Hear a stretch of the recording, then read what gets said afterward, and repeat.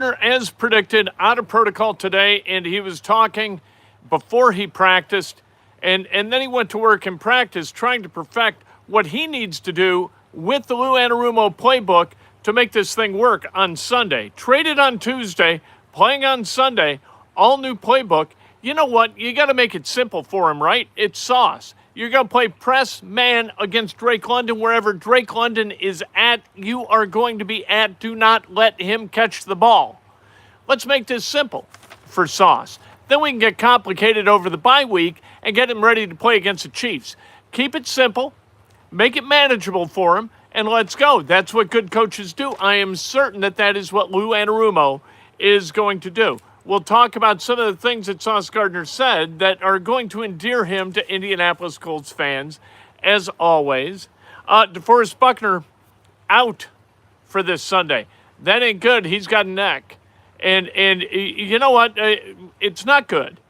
But you got Neville Gallimore behind him who's going to play a gob this Sunday. After the last two games, he's got a sack in each of the last two games. So Neville Gallimore can rush the passer a little bit. He's not the run stopper necessarily that DeForest Buckner is, but Neville Gallimore is going to do work this Sunday in Berlin against the Falcons. Daniel Jones. So on national TV, there's this big dust-up.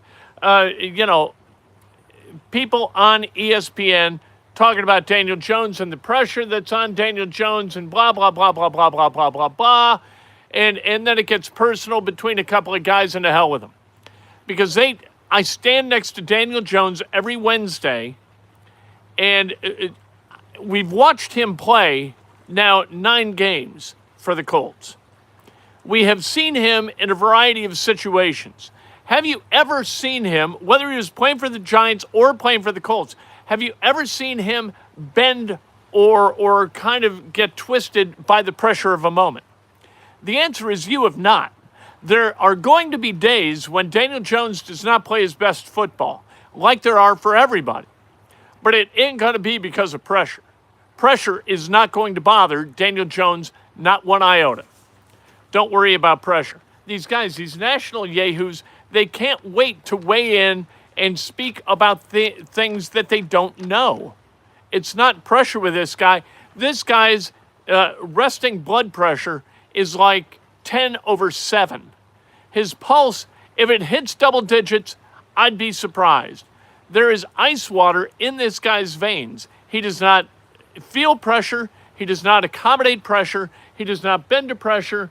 There is no amount of pressure that can be visited upon Daniel Jones that he's not going to be comfortable with. Again, he may not play great every single Sunday, but failure is not going to be because, oh my God, I feel such pressure.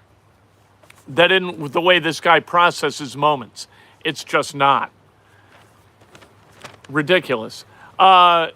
Injury report update, we will have that.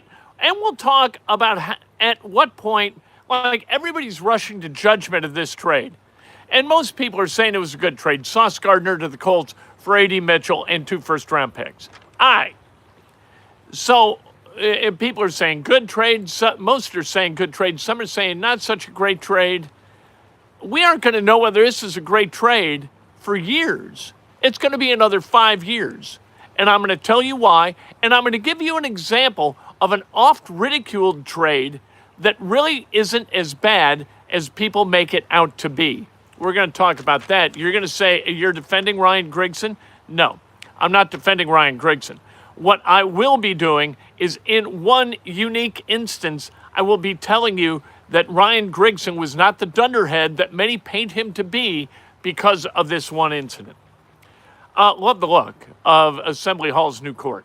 Absolutely love it. I never liked that yellowish varnish. It just didn't work for me. I like a good-looking wood court, and that's what you got. And then we're going to talk we'll do this at the end, talk about the terribly sad story. Cowboys defensive end Marshawn Kneeland took his own life last night. Fired a bullet into his own chest after being chased by police. And they finally found him with that bullet in his chest. They believe it was self-inflicted. And what a horrible, horrible story this is. Just Monday night, he scored a touchdown after a punt block. and Western Michigan alum. Horribly sad.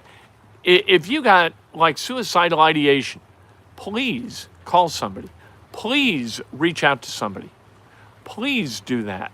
There isn't a person in your life that will not take the time to talk to you and let you know how much you and your life means to them and how much it will mean to them moving forward. So please do that. We'll talk about that a little bit. We'll also talk about ESPN Bet, which is going away. I told you it was going to go away.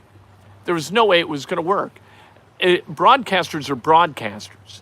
You know, it's the same thing. A lot of franchises try to get into broadcasting, right? I'll give you a great example. The Cubs with the Marquee Network. The Marquee Network stinks on ice. It's terrible. Really a bad product. Do you know why? Because baseball teams are about knocking a little white ball all over the yard. They're not about broadcasting. Broadcast companies, if they field a baseball team, they're not going to be able to compete with the Cubs. Everybody thinks that broadcasting's easy. It's not. For ESPN, broadcasting works. That's their core competence. Gambling and running a gambling website is not. So ESPN, they're going wheels up with ESPN Bet, and they're going to enter into a partnership with DraftKings that's going to pay them to do what they're really, really good at, and that's promote a product. DraftKings is really, really good at being what they are, and that's an online gambling service. That's what they do well. That's how these things work. Charles Egger says, who should the Pacers tank for in the 26th draft? I'll give you an easy answer.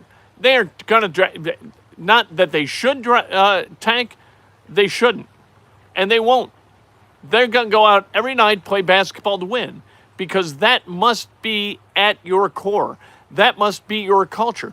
That's what the Pacers have always done. The Pacers have never tanked, and they never will tank. So that was an easy one.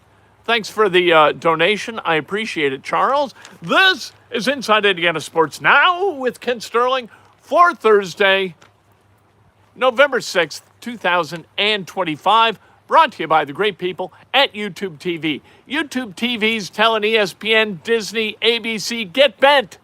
We're not paying more than $18 a month for your crazy-ass channels. Look, you've spent your money, right? You're spending all this money on these yahoos who don't know a basketball from an ear of corn. And you want to tell us what your value is to our viewers? I think our viewers are going to tell you what your value is to them by continuing to be customers of YouTube TV and appreciating YouTube TV holding the line against Bristol, Connecticut. Damn right. Let's go. Click the link in the show description for a $15 off on your first bill if you're going to switch for the first time to YouTube TV or unplug and become a YouTube TV subscriber for the first time. Make sure and become a member because membership has its privileges here. Let's go. A copy of my book, Oops, The Art of Learning from Mistakes and Adventures, to all meal deal members. And then Saturday mornings. It's going to be a little bit early this Saturday morning, but that's the way it is. 7:30, 8 o'clock in the morning. We're going to be talking sports, just you and me, members and me, having a great time on a Saturday morning. And make sure and become a subscriber because that makes you eligible to win prizes. We've got 5 jerseys of either current Colts or former Colts that we're going to give away over the next 5 Mondays. How about that? You got to be a subscriber to be eligible for a prize. You've got to use the phrase that pays. Sauce talks. That's the phrase that pays this afternoon. That counts as your entry. 1 comment per video, please. And, you know what, bam! Hit that like button, would you? And if you want to make a donation, as Charles did, please include a comment or a question, as Charles did, to elevate the level of discourse on the channel. Prayers for Marshawn's family. Everyone matters. Damn right, Kyle. 100% right. All right, let's talk about sports. Let's talk about Sauce Gardner. Sauce Gardner out of protocol and talking to the media. He said he was running in circles when he found out that he'd been traded to the Colts. He knows a couple of guys on the team, including his guy, Alec Pierce, They were roommates, teammates at Cincinnati together, very excited about playing together. Alec, very excited about Sauce. Sauce, excited about Alec. He said these last couple days, I've been having to learn the playbook at a pace that I didn't know I was capable of learning the playbook. But who's going to feel sorry for me? Nobody. 100% right. He also said my favorite color is blue. Exactly. Quiet, humble, it seems, which is unusual for a quarterback. I doubt he's that humble on the field. I doubt he's that humble when he gets a PBU against a Pro Bowler. I don't think he is. He needs to get up to speed quick, but you know what? Play press, like I said. Stick to your guy. Take your chances. Lou can make this simple for him, or Lou can make it complicated for him. I heard Brian Baldinger today on the Score in Chicago doing some auditing of the Score in Chicago. Baldinger talking about Sauce, saying that Sauce and Mooney together in that secondary is a nightmare for opposing offenses. And this, he's not talking to Indianapolis, right? He's talking to Chicago. So he's not greening us as, the guys on Green Acres used to say, or on the Andy Griffith Show. What he's doing is telling the truth to a Chicago audience about a team in another town. So he says that Lou Anarumo is as brilliant as anybody in the NFL at dialing up complicated schemes, different schemes, weird schemes against offenses if he's got two cornerbacks who can flat play and take away those outside receivers. And then with Kenny Moore in the slot, man, at the nickel, you got something. And that potentially could be very, very special if those guys can stay healthy. Knock wood. DeForest Buckner, out with a neck. Ruled out today. He didn't go at practice today. When he didn't go at practice yesterday, he thought, okay. DeForest usually takes Wednesdays and kind of chills. It's his planned day off. Not this week. Today, he was ruled out. He is not going to even travel to Berlin. Neville Gallimore, he's going to jump in. He's going to be fine. Did you know in the NFL he's 19th in sacks with 3? He is 83rd in snaps. So he's getting to the quarterback at a really a pretty profound rate, which is good. A sack, like I said, in the last 2 games. 1 sack in each. Neville Gallimore is going to be fine as part of the pass rush. It presents problems in and of itself. Now, you're not going to have DeForest 6'7" and long-armed getting his mitts in the way of Michael Penix's passes. But you know what? Neville Gallimore has a skill set of his own that's got to be reckoned with. Daniel Jones, national media, man. I just wish national media would stick to what they know or talk about all the other teams that I don't know a lot about, which means talk about the Commanders, talk about the Panthers, talk about the Buccaneers, the Dolphins. Don't talk about the Colts. Don't talk about the Colts or the Pacers. And you know what? They're just as annoying to fans in Washington, D.C., and Miami, and Tampa, and Carolina as they are to us here when they talk about the Colts, because they are uniformly wrong. Daniel Jones does not feel pressure. Daniel Jones prepares like a lunatic so that on Sunday he can relax and play football. And that's what he does. Now, Daniel Jones put it on the ground last week, and he was picked off several times. You know what? It wasn't because he felt pressure, not emotional pressure. Might have felt pressure from the pass rush of the Steelers. You know, understandably felt the pressure of T.J. Watt's mitt on the football, knocking it to the ground. Yes. But like emotional pressure, nothing. Flatline. Daniel Jones is not that. If he weren't a quarterback, my money is on that guy being a fighter pilot. That's what he would be doing.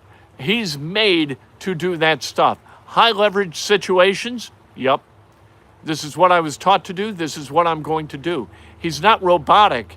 He is just emotionless as he deals with the game of football on Sunday. Pressure, not going to get to him. And if Dan Orlovsky and the other guy had any idea about Daniel Jones, they would know. Kyle Long says when Jones makes a mistake, it's the end of the world. But when Mahomes does, they don't bat an eye. That's a matter of equity, right? trust equity gained by Patrick Mahomes by winning several Super Bowls. And Daniel Jones being a guy who people in New York saw for 5.5 years not do great, right? I hope Defo is okay. He's going to be all right. This happens every year for a bit. You can get that neck calmed down, but it's going to take a little bit of time.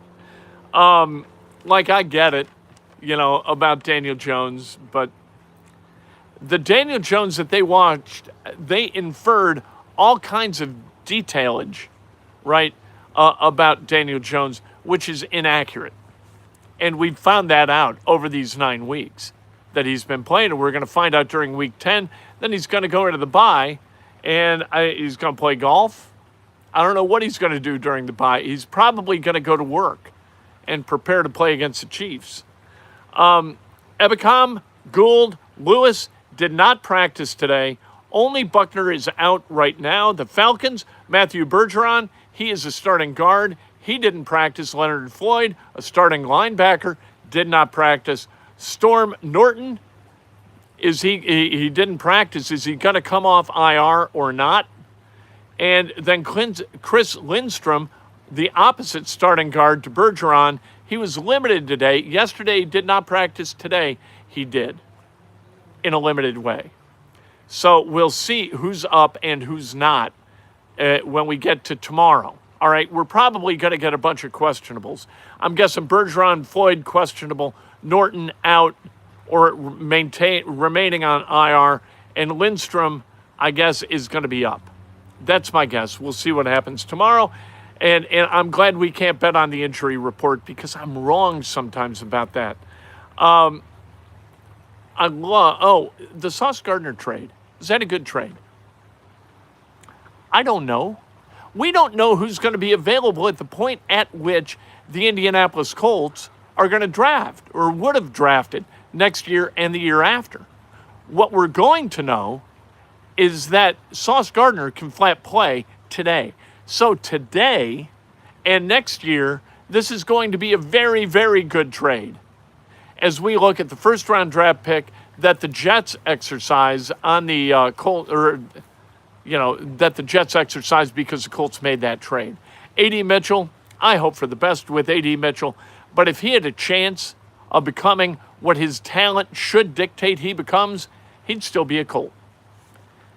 The quality of those first-round picks will determine the level that this draft is or this trade is remembered. Sauce Gardner is going to be a very good cornerback for a long time for the Colts. Is he going to be better short term? Yes. Medium term next year? Yes. Then the bounty that the Jets reap because of the trade. But as you look at it long term, it's a different thing. So as you look at the Trent Richardson trade that Ryan Grigson made, all right, we know it wasn't a great deal now, right? We look back on it and we say, man. But here's the truth about that trade. The 2014 draft was not very damn good.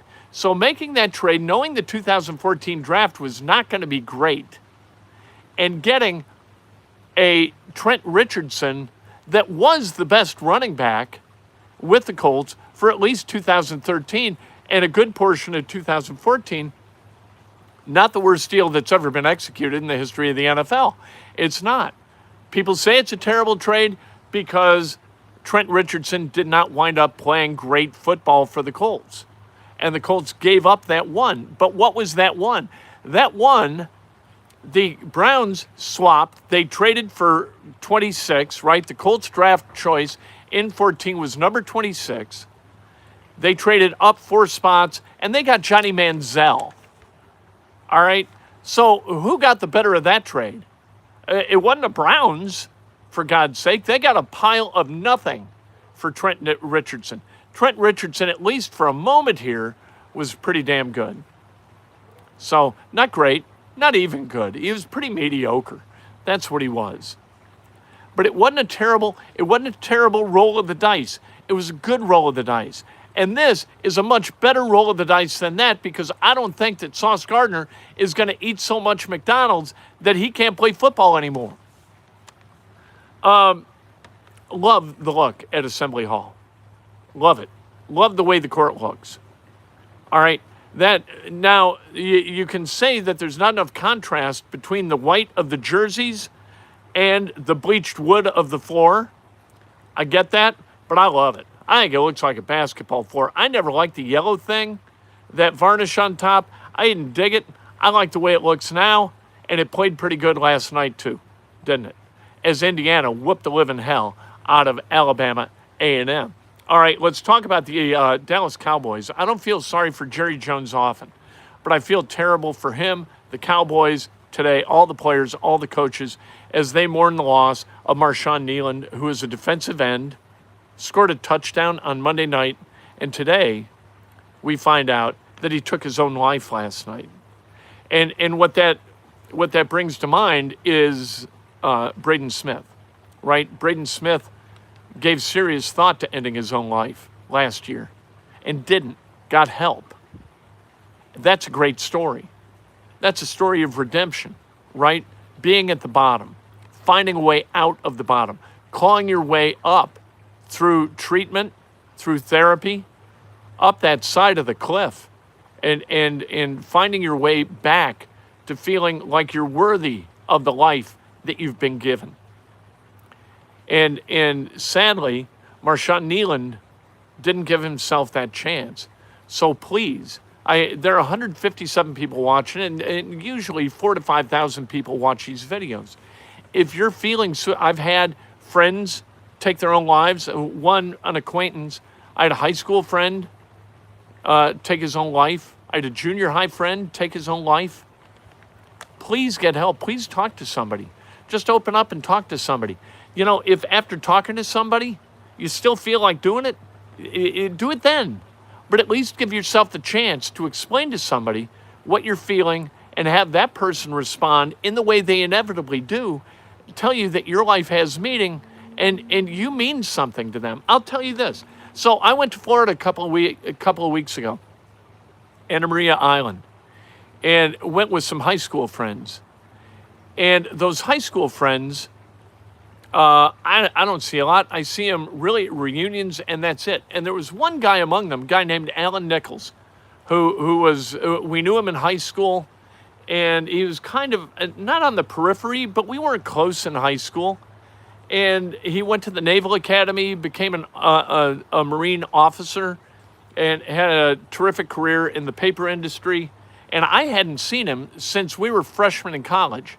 He was in his plebe year. He came to Bloomington. We went out, had a couple of beers, a place called Fred's, which was awesome. The bartender, he lived on my dorm floor, and he didn't card us, which was, God bless Kelly Platts. I think enough time has passed that he's not going to be charged. I think he's done bartending. Anyway, I got to know Alan on this long weekend in Florida, and I was like, you know what? That's just, what a great guy. And if he had done something horrible to himself, I wouldn't have learned the things about Alan and about life that I learned a few weekends ago after not seeing him for 40 years. It was awesome. You have a story to tell. You have a life to live. You have people to impact. Don't deny them that. And don't deny yourself the joy of leaving that kind of lasting legacy. Please, get help. Talk to somebody. ESPN Bet did not work, predictably. ESPN, they're going to rely now for their gambling a long-term partnership with DraftKings, which makes all the sense in the world. ESPN thought they could do both. They could be broadcasters and gambling house merchants. Can't do both. Do what you're good at. All right?